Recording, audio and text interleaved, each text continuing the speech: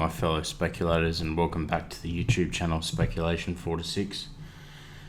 So today I'm going to be talking about Predictive Discovery Limited. I'll just tell you a little bit about the company first. Their headquarters are in Perth, their code is PDI, their location and project, the one I'm going to be talking about today anyway, will be Guinea, West Africa, and it'll be the Kaninko gold discovery. They have 612 million shares on issue and $36 million market cap, and they're just sitting below 6 cents at the moment. So this company I entered in the past week. They released some drill results on the Wednesday morning after being in a trading halt, I think from the previous Friday. And the share price went up about 700%. Well, it actually got beyond 700%. I think at one stage I even saw it go all the way up to probably about 900% thereabouts. It was a single biggest one-day move in the past 3 years on the ASX, so quite substantial. And rightly so, brilliant drill results, especially for a company that was half a cent. And they've obviously just below 6 cents now. The second day they got to 8.5 cents for a short period. I did see it. So this company, I've added it to the Junior Explorers and Developers chart. Basically, this chart, I just go through each company every couple of weeks and talk about them and what they're doing. And I was struggling to sort of make a decision on what company I wanted to talk about, my thoughts and my personal opinions about, in the past couple of days. So I haven't been recording, except this one came along during the week and had a really big run and had some really, really great drill results as well. So first drill results in the project, waiting for a few more, but I'll talk a bit about that in a second, and about what I'm speculating the potential of the project and things like that. So I've added them to my stocks I currently own, along with all these, and I'll just show you a quick snippet of my portfolio, as I do every video, especially at the moment while things are so volatile and moving up and down and all over the place. Cardinal Resources, still waiting to see what happens with them. They've whether they make a decision or not, who knows. Who knows what they're going to do, whether they raise capital, build the mine, debt and equity package, joint venture, sell the mine, I don't know. But I think there's going to be another buying opportunity coming. So I'm thinking about maybe using some funds from this to move into PDI, some of the profits, so we'll see what happens. KZR, I actually did. KZR, they're a great company. From my perspective, they have a lot of upside, I think. No shares on issue. Very, very speculative stock, despite the fact that it's 53 cents. Valuation is probably a little high in comparison to what they actually have. I don't know what their market cap is, but this is why I've got this chart, I guess. So their market cap is 45 million, roughly thereabouts, or maybe more than that now, probably about 60 million going on there. So quite a bit, quite a big market cap. So I sold some out of those, and I'm 80% up. I was 80% up when I sold, and used some of that money in KZR because I'm happy with my holding there, and I'm obviously up more than probably what the stock is actually worth. Especially, they haven't necessarily found any deposits at the moment, whereas PDI might be onto something that has value, and that's what I'm trying to capture here, the value of what the company is based on what they have. So happy with that. Sold some of those, about 3.5 grand's worth, and put that into PDI. I originally bought PDI at about 3.5, 3.7 cents. And then the following day I was waiting to see if they dropped. I didn't think they would drop in price. They didn't, but I bought in on first open. I could have sold out for 8.5, but I didn't. I want to hold them, and I'm interested to see what the next draw results will be. But more on that. So I'm contemplating whether I sell some CDV. I think if a takeover offer was probably going to happen, it would happen fairly soon. But I'm happy enough with my holding of where I got it at. I don't really have any big expectations for Cardinal to build their own plant. I think it's probably going to be a takeover job or a joint venture agreement, and I think either way, I think I'll have another chance to get back in. And if I don't, I'm still up. So, and that's what it is. It's it's taking what you can get. So WAF moved up quite a bit on the Friday. Quite happy about that one. I thought about selling some, and then I thought, no, they're producing, and it'll be good to have a producer in my cash portfolio. I have them in my super anyway, so I'll keep track of them and see how they go. But I want to see them get to commercial production first, and I want to see more of the underground resource, more drilling results, and more of a underground, geological structure to come out, from the company reports, just to have a little bit of a look and speculate a bit more on that. So PDI, like I said, holding and thinking of buying more maybe this week, seeing how the market goes. I'm not going to buy in for more than this. I'm going to try to get it lower. There's a lot of day trading at the moment on this stock, and there's a lot of hype behind it, so I've got to be careful, but I'm happy with where I've got it, and if I can get it cheaper, I definitely will buy in more, and I will use the positive cash in probably Cardinal to do that, but we'll see how this week pans out. So just a quick review of this company anyway. The ASX code PDI, like I said, 612 million shares plus 107 million options. Current share price just below that 6 cents. PDI has been averaging about 0.5 cent to 1 cent for most of 2020 so far. I mean, apart from the last week, obviously, with the drill results. Currently 1.8 million in cash. This was disclosed from their most recent announcement, non-price sensitive. I'm not sure whether that's in Australian or US. I'm assuming it's in US. Could be wrong, but I'm assuming it's in US. The managing director, Paul Roberts. Paul has been with PDI since the beginning, since 2007. He's the architect behind the business model. He's responsible for assembling the project portfolio and the team there in West Africa.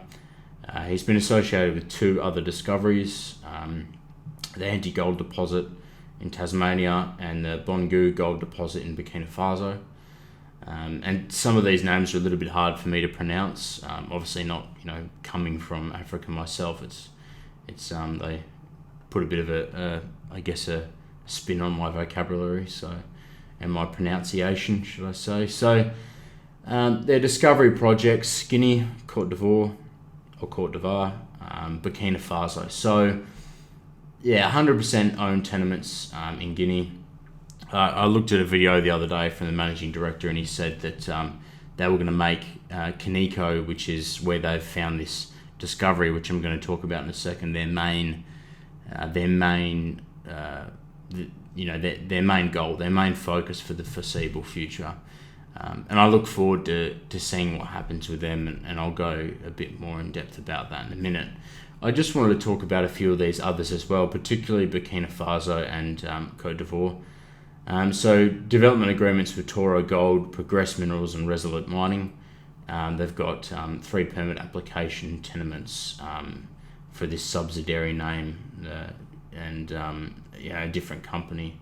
I looked into a bit of that, but I'll put it in there. I guess it's not necessarily what I'm going to touch base on today, but there's a few other projects I'm going to touch base on in Côte d'Ivoire, and talk a little bit about them, more about the, I guess, the business perspective of them and my view on that. So Burkina Faso, joint venture project at the Bongu Gold Project, 49% equity ownership with Progress Minerals. They can progress to earn 70% interest in all permits within the area if they spend a certain amount of money. In this case, that amount would be over $5 million US. So they've applied for these 3 new permits, in that region as well. So just this map I thought was quite interesting. Just this little thing: Burkina Faso, Cote d'Ivoire, and Guinea. So you can see here that the joint venture agreement, basically includes Burkina Faso and Cote d'Ivoire, but not Guinea, and that's why I think kaninko really is hit the market high. Why it's running up as high as it is because this company and any company, if they want to find something, they want to find it on their own. They want to make it theirs. They don't want to have any equity value in it with any other company because, especially a little company like this, so, more money for them, in the long term. And it's more a pat on their back instead of someone else's to say, we've done it. So kaninko is right there, and I'll talk about that in depth in a second. So Burkina Faso, now this is an interesting one. They were drilling there. They found a resource with their joint venture partner, Progress Minerals. Here's the resource. You can see the high grades.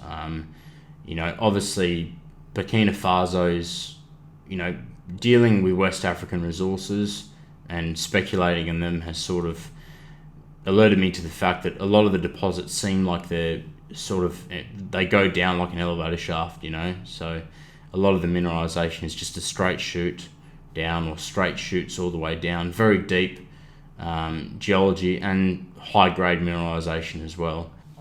So a geologist was kidnapped near the village of Tai Bengu at the exploration site of junior company Predictive Discovery, Predictive Discovery drilled a lot of this in about 2018, 2019, and since then they haven't really been back there. So they've been working towards a 70% interest in the trend. They've spent about $1 million of the $5 million US that they were going to, and they were supposedly going to do that by October 2021. So I think they've got about 51% interest or thereabouts now, or close to it anyway. But they haven't been back there, and there's been a lot of jihadist activity. A lot of political unrest in that region. So for me, really, it's a good little find, and obviously they were working on it. But since all this stuff happened, you can imagine why from a risk perspective, a small company like this, they don't have something scalable there at the moment. They're only sort of half defining something. It's not even in open pit, so it's not necessarily good for the the economics really to really start a mine anyway, because it looks like it would go underground, and it's quite small. So still quite a few ounces, still decent grade, but add the equity on top, and it's probably not worth it from a risk reward perspective. So that's why I think we haven't seen them drill there recently, and I think this is why they've moved to Guinea and acquired a lot of these projects recently, which I'll talk about, including the kaninko gold discovery. So quite interesting there. So Cote d'Ivoire, I'm not even going to try to pronounce this name because I'll most likely get it wrong. I'll go through the others though. So Bungiali, Kukumbo and Boboso, 25%, 25, 30% equity. So all the equities they're all highlighted in red, as you can see, and as you can see, they're not massive equities either. JV partner Resolute Mining, I'll just go through their expenditure to date. So US 1.4 million on that one, US 2.4 million in Bengali, 2.4 million on the Kukumbo, and obviously 0% on the Baboso. So, but as you can see with these top three, that they've had to raise a lot of capital, over the years to get the finances to drill, and you just further dilute the share price in doing that. They haven't really had much luck in it, and some of these they drilled back in 2015 to 17, so they've been obviously trying to move out of the area, I think, and with the low equity they have in the tenements, it's not really worth it to them essentially. Whether or not they've sold them back to Resolute or Toro Gold or Progress Minerals, who knows? For example, this one, Baboso, they've sold their equity rights to Progress Minerals for just a little over $1 million in Australian dollars cash. But if they ever go into development, then Progress will pay them per ounce $4.30 US per ounce in the ore reserve in a bankable feasibility study. So could become like a little royalty thing there with the Baboso prospect, but the others probably too low equity, and I think that's also why they've sort of gotten out of this area and made a bit of a move on these tenements, and drilling them and wanting them to be 100% owned PDI tenements. So the last thing I wanted to touch base on, and really the main thing for this video, is getting you the Kaninko gold discovery. They had a trenching program from February to March that indicated that gold mineralisation is throughout the area. This moved the company forward into a second phase drill program of up to 1,200 metres. So from that, they hit, or one of their highlighted hits was 46 metres at 6 grams of gold, including 10 metres at 26 grams of gold. So obviously, really good numbers, hits quite similar to that of Oklo or De Grey Mining. In particular, Oklo Resources hits gold like that, somewhat even better than that, but they've only just touched base here. I think they're going to have a lot more hits here, and here's sort of why. So this is why I believe that there is, the price is undervalued. This is why I bought in, and this is why I'm going to hold and potentially buy more. So all those holes were drilled to a max depth of 50 metres. So as you can see, some of those holes were ended in mineralisation. Now, most companies, when the geologist is on the rig, they know the rocks that they're looking at. They know what's going on. And I guess this area is all unexplored to this company. And the geologists probably don't have experience on this, tenement holding or in this type of rock, in this type of geology ground, I guess.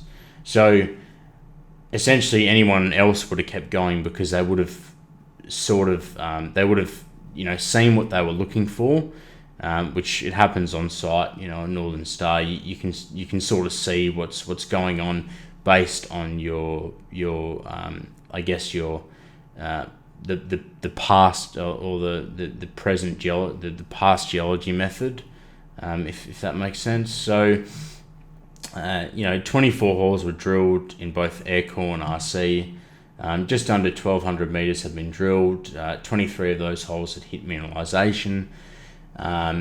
Look, the other interesting thing is this saprolite, this saprolite base and the sap rock, and obviously a lot of these, and there's a few other of the photos, the cross sections that I was going through, and most of the gold is in this saprolite zone.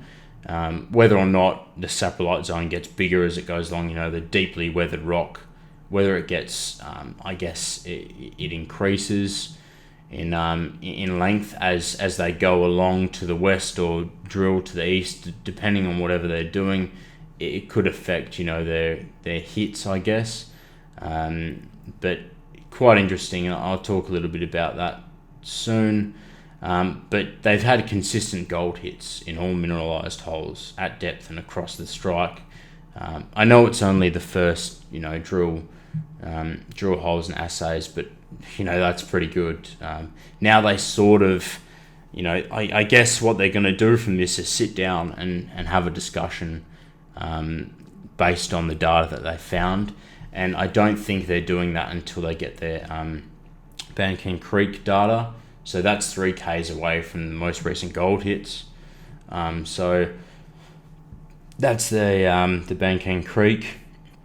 So my guesses is that the strike probably runs down this way and more or less across sort of here. So I'm guessing that could be potentially what happens, but it's unexplored. They're trying to I guess they're trying to estimate what the geology is doing, and this gives them a start to do so. So it's going to be an interesting ride, and I'm actually quite excited. I want to buy more. Not because I believe they have that they have value yet. I believe they found something. They don't really know what it is, and I'm willing to speculate that there's a couple 100,000 ounces there. A few people might say multi-million ounces, but based off what I can see and the potential, 200,000 ounces to 500,000 ounces seems fairly reasonable, and that's a maybe. This is all speculation. This is my guess. I don't work, in this type of geological environment or anything like that. It's all up to them. So I look forward to seeing these other drill results. Awaiting assays should come in the next couple of weeks or so. They're finding, they're waiting for all the data to be gathered in the most recent drilling to announce the next steps for the Guinea exploration. So very interesting, and I'm looking forward to seeing what happens there. So having said all that, I just want to talk about a few discoveries and mines nearby to the kaninko and County tenements. So the Tri-K mine and Sigiri mine is nearby to the County tenement. The Tri-K is under construction at present and is expected to pour first gold in 2021. It's open pit CAL processing. Out of the Tri-K deposits, the Codiran is located in a deeply weathered saprolite profile where the ore is weathered to a depth of up to 100 metres. Mineralisation, 20 to 60 metres thick. It's been tested over the 2 kilometres worth of strike. Remains open along strike and at depth. Low capex operation, and I looked a bit into this study for the Tri-K mine and the capex cost 200 million to 300 million. I'm assuming that's US. But there wasn't much on it. They've done a feasibility. Ore reserve of 480,000 ounces. Production cost averaging 787 per ounce. I don't know if that's all-in sustaining costs. Maybe they write the report differently to what the ASX companies do. I'm not sure. But there wasn't really much on this, and Predictive Discovery is the one in an announcement that said that this project is under construction at the present time and is expecting first gold by 2020. I went on the website and it said nothing about that. So who knows? Maybe they are. And I'm assuming they are if the company's saying it, themselves.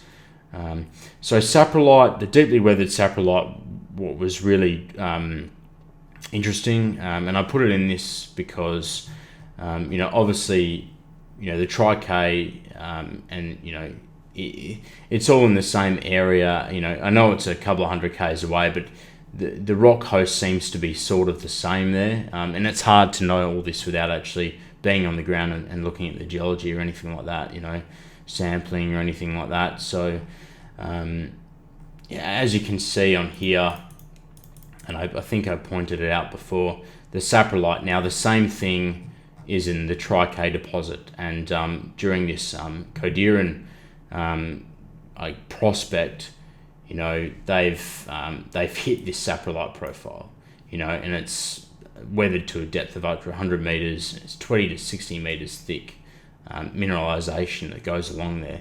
So as I said, it really makes me wonder whether or not, obviously the same sort of profile and rock hosts are there, whether or not this is as big as what they have, and it is 700,000 ounces worth, is quite interesting. That's in measured, indicated, and inferred. I still think there's a few 100,000 ounces here without a doubt. Probably not without a doubt, but maybe getting a bit ahead of myself. But it's all the excitement, I guess, in seeing what they've discovered. So as you can see, same sort of rock hosts, same sort of weather material, 20 to 60 meters thick. Hopefully they've really got to test this. They've really got to test this and see. The sap rock, there's still mineralization in the sap rock. So, and I think this is all very, very low cost. So if they can continue mineralization down to a decent depth, and get quite even a 1 million ounce deposit, at least it will be low cost.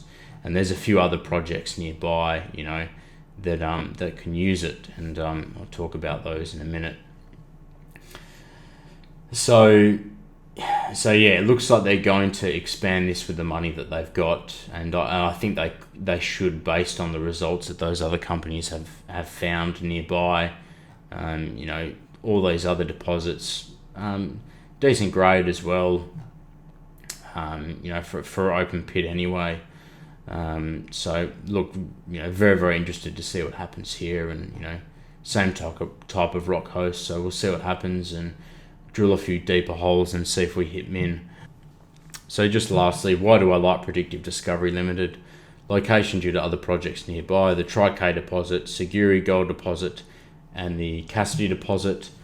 So if they can find something at Kaninko, the Cassidy deposit is sort of within trucking distance.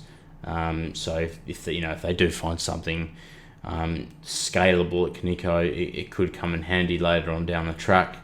The second thing is the market capital in comparison to other gold explorers and their drill hits, like Oklo Resources and De Grey Mining, just to name a few.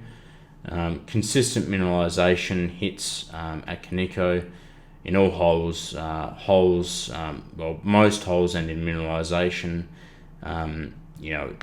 It seems like it's very widespread, and especially in that saprolite, I think there's a good chance of finding something decent there. So yeah, the fourth thing, small board of directors, management, exploration knowledge, and the fifth thing, Guinea's unexplored exploration potential. There's a lot of areas that are unexplored in that part of West Africa and Guinea. So, and there's other gold projects and discoveries nearby, as I've talked about throughout this video, that sort of, I guess, bring me interested in it. And I think there's a potential to find something here worthwhile. So we're just gonna have to wait and see what they discover, I guess. So anyway, that'll be it for the video. Thanks for coming by and watching the channel again. There's another YouTuber that does the same sort of thing as myself, different perspective, and really, really great content. Been following him for quite a while now. So I'll add a link to his channel in the description. And it's all about perspective and your opinion. So please leave your comments down below, and give us feedback, positive or negative. It's all a learning experience for all of us. So thank you very much, and enjoy your week.